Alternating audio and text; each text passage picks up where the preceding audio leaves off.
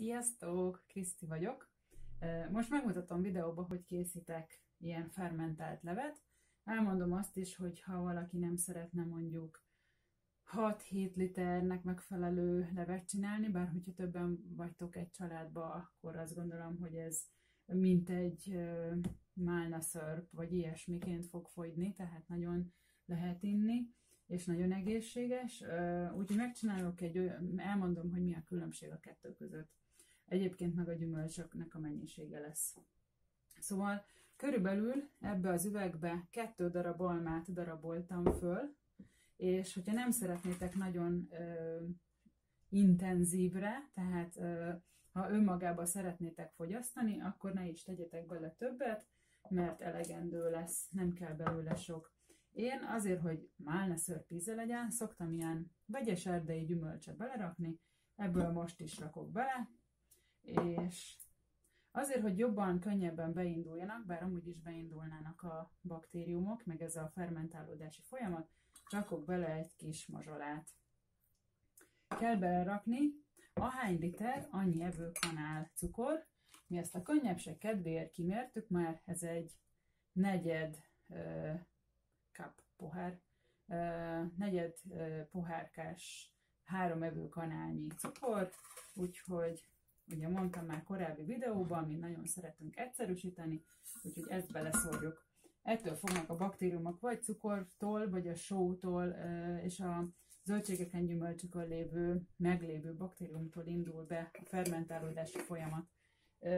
Teljesen téves az, amikor régen az én anyukám, hát én a nagymamámat nem ismertem, de az anyukám úgy rakta ki a kovászos uborkát, hogy berakta a uborkát, meg kenyeret rá, és csak úgy lefette. Ez is megkovászolódott, tehát lett belőle kovászos uborka, viszont sokkal kevesebb az értékes pro- és prebiotikum benne, tehát a beltartalma, ugyanis a nap hatására felforr, és azáltal ugye ott elpusztulnak ezek az érzékeny kis baktériumok. Ha így csináljuk, ahogy most meg fogom mutatni, akkor nem fog. Tehát beleraktuk az almát, a gyümölcsöt, de ezt egyébként lehet kreatívan, hogyha körte van, akkor azzal.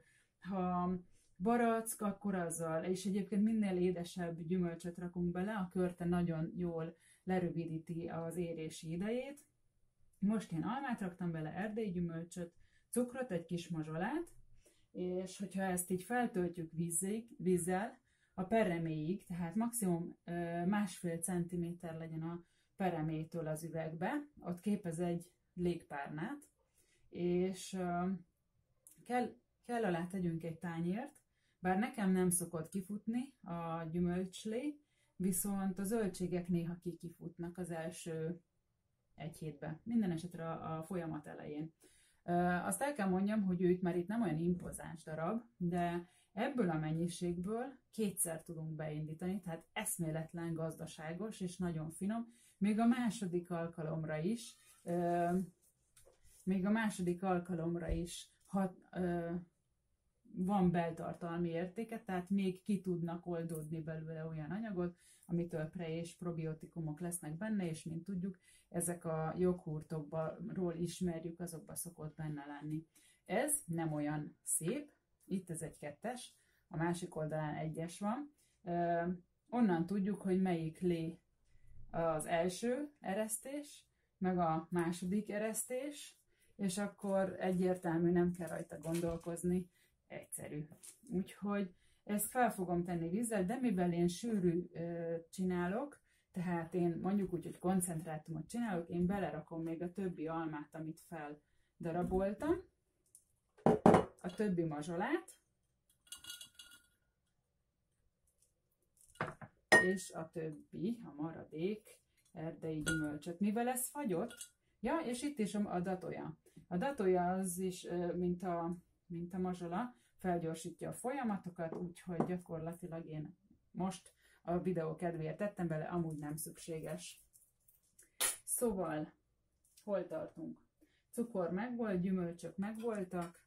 Jó, a víz fog kelleni bele, de mindjárt feltöltöm, addig meg fogom állítani a videót, hogy ne legyen uncsi. Szóval a lényeg az, hogy ebből Körülbelül egy literes üvegnek az aljába egy olyan 1,5-2 decit teszünk, a többit felöntjük vízzel.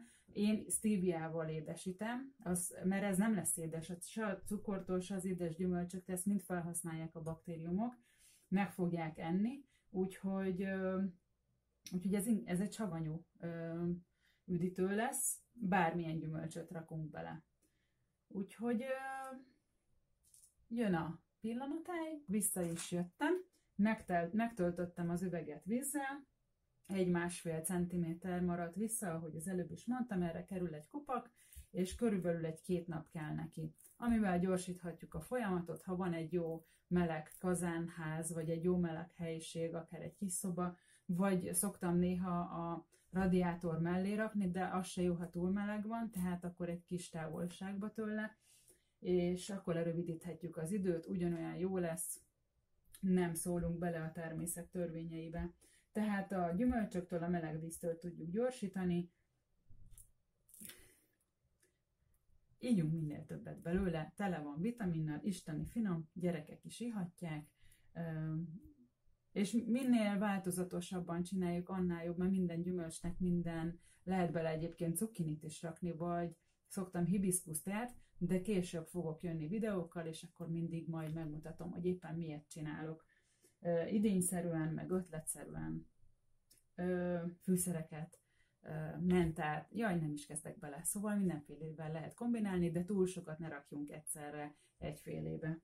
Úgyhogy kívánok nektek csodás napot, nagyon egészséges leveket, meg zöld turmixokat, meg étkeket, és süssöl rátok a nap. Sziasztok!